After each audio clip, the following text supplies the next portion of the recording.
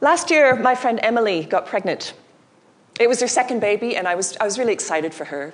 She's a playwright, and I'm an actor, and we'd worked on a show where our kids would run around the rehearsal room together. She was really excited too, of course, but she was also feeling really sick. Then at her first trimester screening, she found out that her baby had an increased risk of Down syndrome. And after weeks of tests and worry and anguish, the diagnosis was confirmed. When Emily told me she was having an abortion, I hugged her, and we cried, and I offered to go with her. Afterwards, she told me she felt surprisingly okay, although she wondered if she was going to have a nervous breakdown.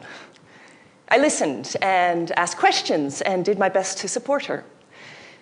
So a few weeks later, she told me that she was writing a play about her experiences called 19 Weeks, and another close friend of hers, Daisy Brown, was going to direct it. And they were staging it in a pool during the Adelaide Fringe. And then she asked me if I would be interested in playing the part of Emily Steele.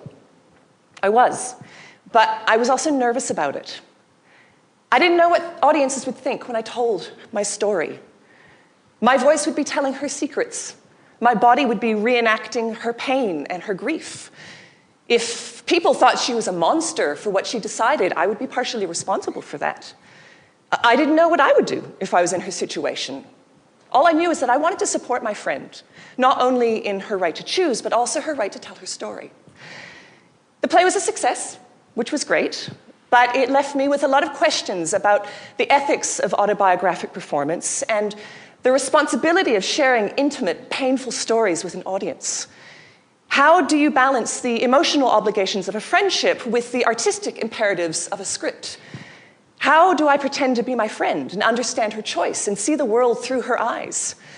How do I even talk to her partner after I've told his secrets to a bunch of strangers in my bathing suit in a pool? We live in a confessional age where we can tell our most intimate secrets to a vast audience by simply hitting send or post, but there are consequences to that.